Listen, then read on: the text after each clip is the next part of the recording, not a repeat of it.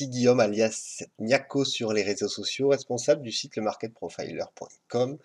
D'ailleurs, nous sommes sur ce site. Alors, la vidéo n'a pas du tout vocation à présenter le site parce que je l'ai déjà fait. Là, c'est simplement pour vous montrer un avertissement lié au risque, hein, vous dire simplement que moi, je ne fais pas de conseil en investissement et je ne vais pas faire de conseil en investissement dans cette vidéo.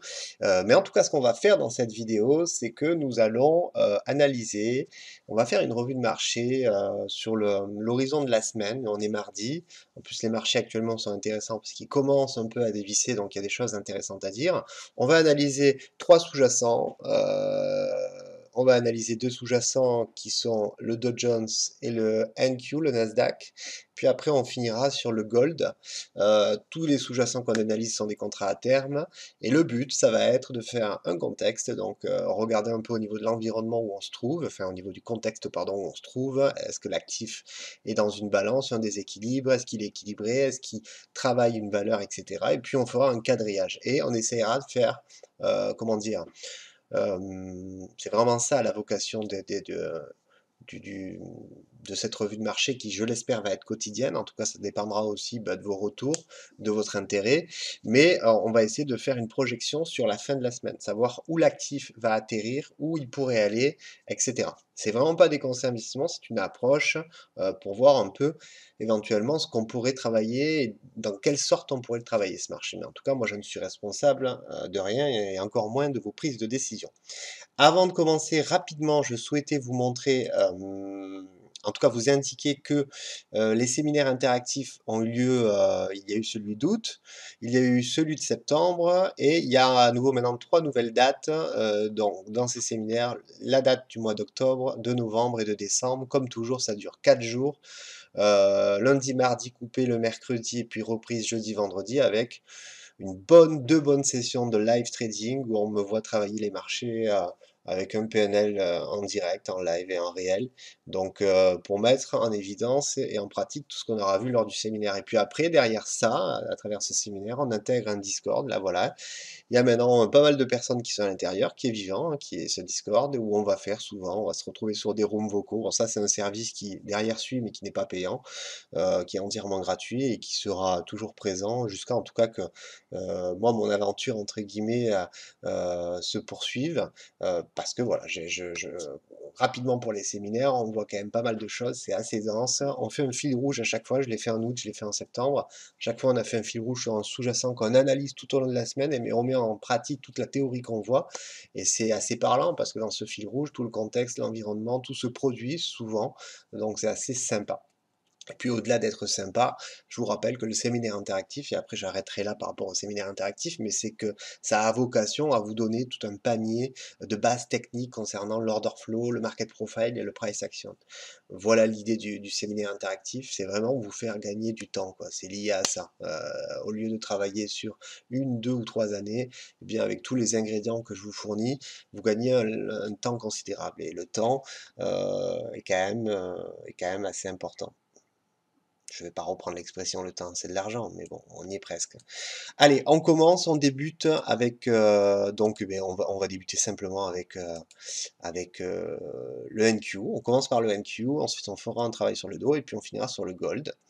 Donc concernant le NQ, là je vous ai fait une approche volume profile, simplement c'est du volume profile mensuel, hein, c'est simplement pour mettre en évidence quelque chose qui moi m'interpelle et qui je pense interpellera d'autres personnes. Ici on a toute une zone de déséquilibre, en tout cas c'est une zone en extension, toute la value du NQ se trouve entre 15 155 et puis sa borne basse, donc VAL pardon, qui est à 14 836, VAH, donc la borne haute de la value qui est à 15 155.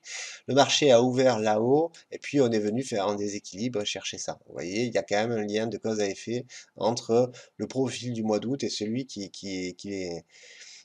suit. Donc ça, c'est au niveau du contexte. Voilà, on a fait vraiment, on a intégré, on est allé tester la value autour des 15 000. Hier, on a travaillé autour des 15 000. Alors voilà, on entend un peu ici et là que c'est la fin, la fin est proche. Enfin, voilà, je vois ça va ça va lâcher. Bon, pour l'instant, c'est vrai qu'il y a des tensions en Chine, etc. Au niveau fondamental, c'est un peu fragile, mais techniquement, moi, je reste assez froid devant ce chart et je me dis que concrètement, on a tenu. Là, pour l'instant, le point d'équilibre, on va le voir, se situe aux alentours des 15 200, 15 180, 15 160. C'est ce qu'on est en train de travailler ce matin et qu'on est en train de, voilà, de rejeter là actuellement.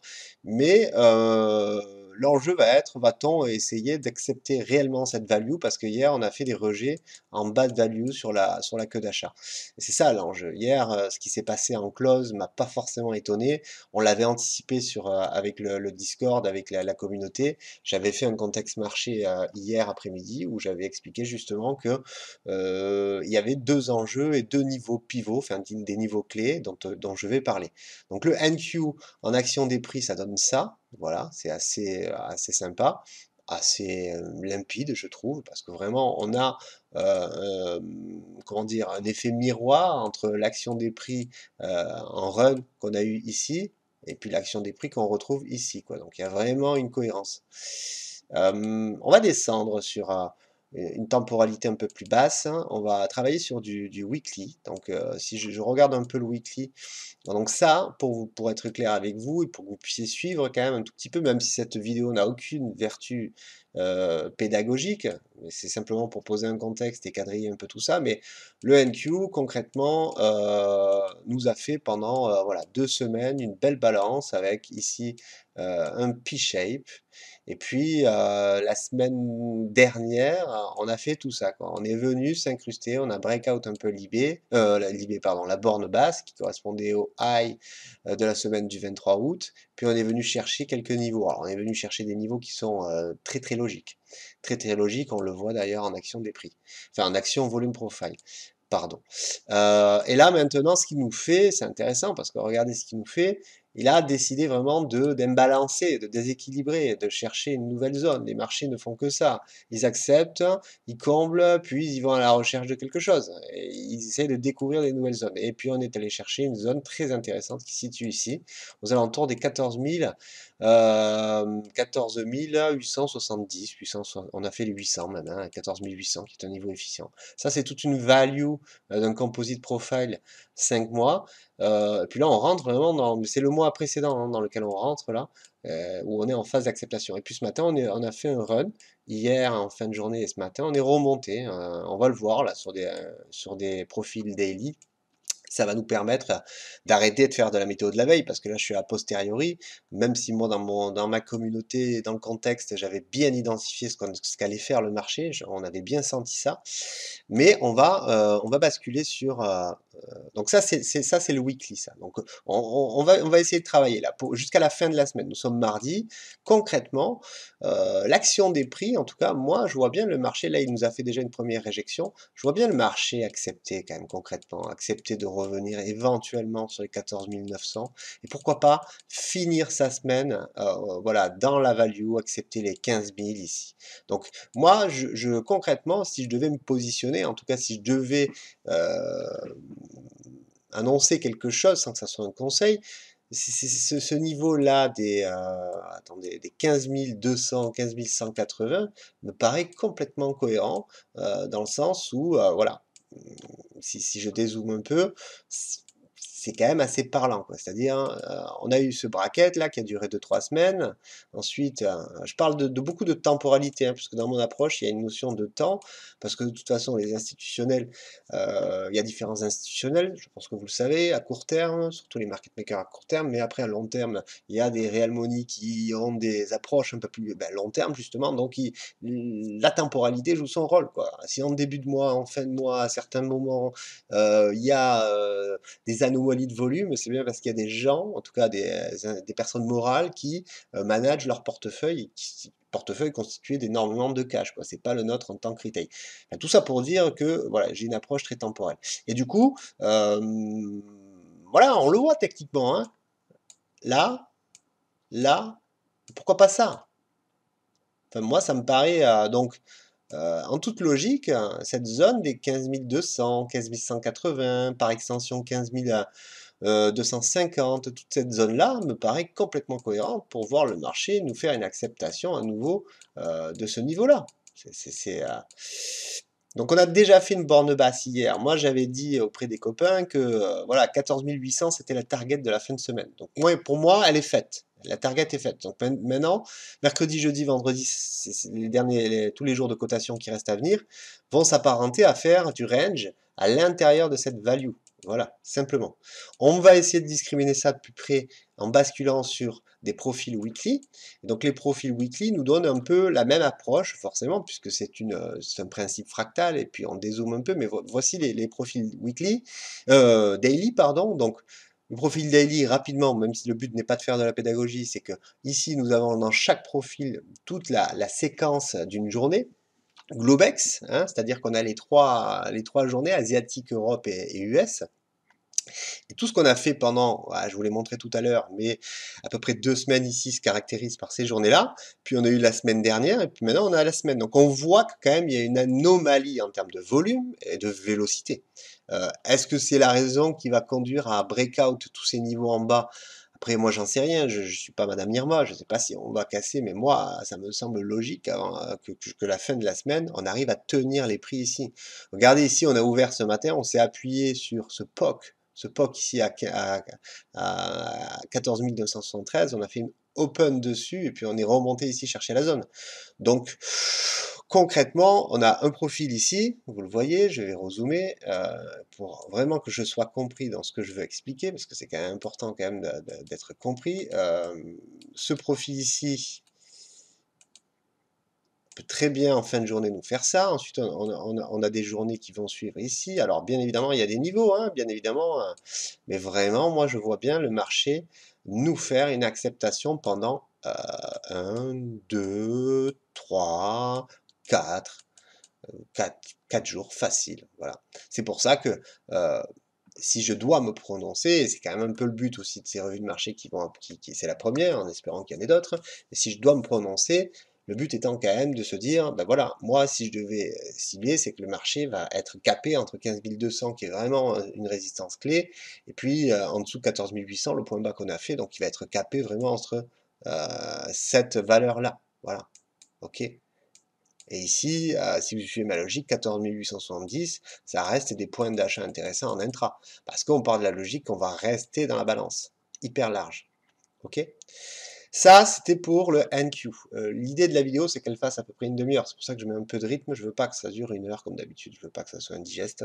Je veux que vous puissiez la regarder en prenant des infos qui vous intéressent et en prenant plaisir. Donc, il faut pas que ça dure 30 ans. Allez, on bascule sur le... Donc ça, c'est l'action des prix en NQ. Voilà. C'est assez clair.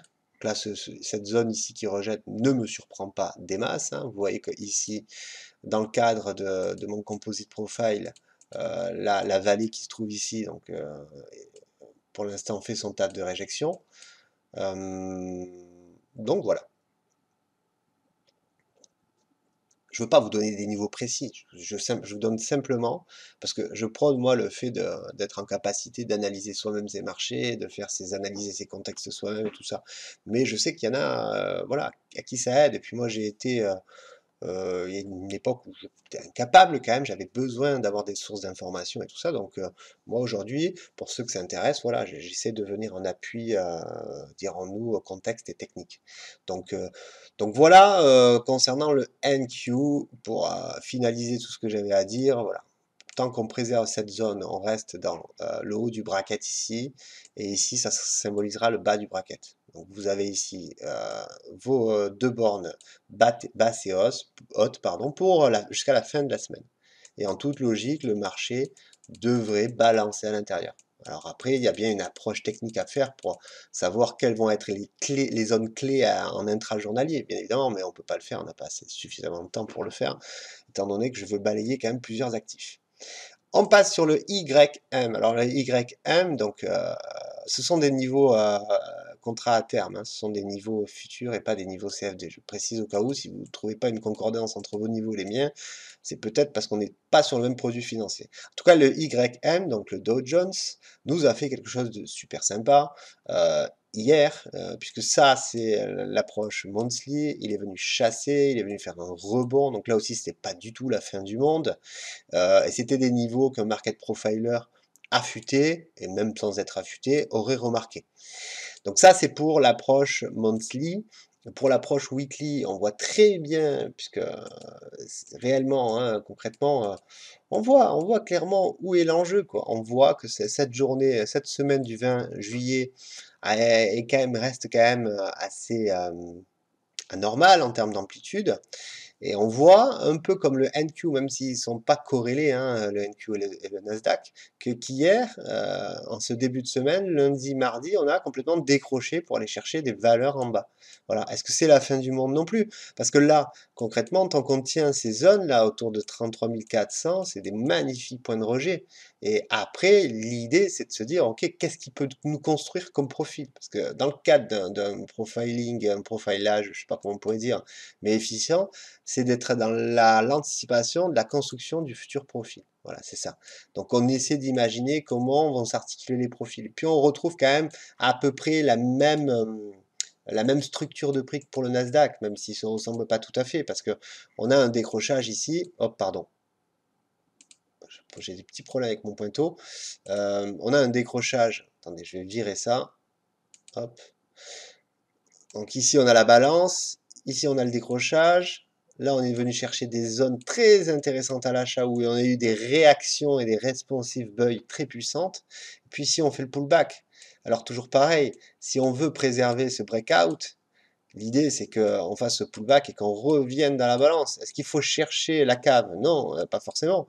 Mais en tout cas, chercher des niveaux bracket au milieu de range. Moi, ça me paraît complètement évident. Là, on en a un qui tourne aux alentours des 34 000, 33 900, qui me paraît crédible, qui peut se faire aujourd'hui. Voilà. Donc là aussi, on reste vraiment dans une balance, dans une acceptation. Il y a eu des décrochages, certes, hein, c'est évident. Maintenant, est-ce que c'est la fin du monde? Moi, je pense pas. On a eu hier une belle journée sur le Nasdaq, une belle journée sur l'IS, une belle journée sur le Dow. Ça a bougé un peu partout, sur les coins aussi. Mais c'est pas non plus la fin. Voilà. Là, ici, c'est donc ce profil. Moi, j'avais mes zones identifiées. Euh, et je tablerai là aussi pour qu'on puisse, avant la fin de la semaine, enfin en tout cas jusqu'à vendredi, parce que c'est un peu le but du contexte marché et de ces revues que je ferai idéalement le mardi, c'est d'anticiper jusqu'à la fin de la semaine. Donc là, si on devait imaginer différents profils qui se construisent, on pourra avoir un profil comme ça aujourd'hui, et puis peut-être que demain, on pourra avoir des profils qui capent comme ça, quoi. Et après-demain aussi, pour finir vendredi, dans un profil au milieu de la balance à 34 piles. Moi, ça me paraît complètement cohérent. Alors après, bien évidemment, il faut discriminer, affiner les niveaux, et là, je fais un travail très rapide, mais c'est juste pour vous donner un peu mon ressenti sur tout ça. Ensuite, on va boucler sur le gold, parce que le gold, c'est une bébête que je surveillais bien, le gold. Le gold en monthly nous donne ça. Alors j'ai une petite zone en bas là, c'est une zone de queue d'achat très puissante qu'on a vu sur le gold avec de belles réactions. Le gold a quand même un décalage au centre ici. Et moi je vois bien le gold, alors ça serait plutôt avant la fin du mois de septembre, mais venir chercher le niveau des 1720, ça me paraît complètement cohérent d'aller chercher ce niveau de 1720. Peut-être qu'il ne le fera pas, mais en tout cas, si avant la fin du mois de septembre, on allait sur les niveaux des 1720, ça serait une zone à acheter en intra, hein, peut-être pour faire quelques plus-values en termes de spéculation, voire pour aller rechercher des rebonds assez significatifs. Et pourquoi pas nous faire un petit range assez intéressant. Quand je dis petit range, tout est relatif, parce que là, on est sur une vue assez large, donc située entre 1840 et 1720. Donc ça laisse quand même une belle ampleur. Donc ça, c'est toute la réponse acheteuse qu'il y a eu. Elle est magnifique, symbolisée par du weekly. Donc voilà un peu mon approche. Vous l'avez ici. C'est pour ça qu'en intraday, je cherchais à travailler des ventes là, suite au breakout qu'il y avait eu, suite à ce flux. On retrouve hein, une sorte de redondance avec les marchés US. Même si là, si je mettais des profils, voilà un peu ce que ça nous donne. Là aussi, c'est pareil, hein, en scalp, en day day trading rapide, ce sont des zones aussi complètement efficientes qui se travaillent, qui se shortent, moi je pense. Alors après, bien évidemment, à valider avec la microstructure et l'order flow, si on fait un travail d'order flow. Si on n'a que les chandeliers japonais, essayez d'avoir une approche autour des chandeliers japonais. Si vous voyez au-dessus des étoiles du soir, ou des sommets en pince, ou je ne sais quoi, des soulèvements sur la borne haute, et puis que ça rejette avec des belles mèches, ça symbolise quand même des entrées vendeuses. Donc à ce moment-là, essayez de shorter pourquoi faire? Dans un premier temps, viser le bas du bracket. Et après, on a nos niveaux long terme qui sont en dessous. Et si le bas du bracket se met à céder au bout de quelques jours, parce que là, j'ai pas la même approche que sur les indices US. Moi, je serais pas surpris déjà de voir le marché être capé par ce flow qu'il y a eu ici, avoir du mal à sortir de là. Peut-être qu'il va venir. L'idée, c'est toujours un travail de comblement, hein. Si on est dans le cadre d'une single, une single TPO, qu'une seule impression de prix qui balaye les prix au sud. Donc on a tapé fort, à mon avis. C'est pas à mon avis, hein, mais le 16 septembre, on a quand même frappé assez fort le bid pour l'enfoncer. Et puis là, maintenant, voilà, on est pris dans ça. Donc la question maintenant, c'est va-t-on, je vais un peu nettoyer tout ça parce que c'est un peu sale, va-t-on avoir la capacité aujourd'hui de rentrer dans l'imbalance et de faire du volume à l'intérieur? Ça, je ne sais pas. Mais en tout cas, moi, en première intention, j'ai une autre approche. Celle de valider et de continuer à shorter. Donc voilà un peu ce que je pense de ces trois actifs. Ouais, 20 minutes. Je ne sais pas si le format vous intéressera comme ça, assez court, assez dense. En tout cas, je vais essayer de réitérer ça tous les mardis, essentiellement, pour faire une projection jusqu'à la fin de la semaine. Voilà. Si vous avez aimé cette vidéo, ben, n'hésitez pas à mettre des pouces en l'air, idéalement, et puis à vous abonner aussi si ce n'est pas fait, et puis en parler à ceux qui sont intéressés par une approche un peu plus, dirons-nous, un peu plus atypique, quoi, hein, une approche volume, une approche order flow, même si là j'ai pas abordé l'order flow. D'ailleurs, l'order flow sur le gold est efficient, on m'a posé la question il y a peu de temps, il est super efficient, il y a de magnifiques patterns order flow, c'est magnifique. Il y a de magnifiques choses à voir sur le GC. Voilà, excellente fin de journée à vous, passez une bonne semaine, et puis n'hésitez pas à me faire des retours si tout ça vous a plu. Ciao!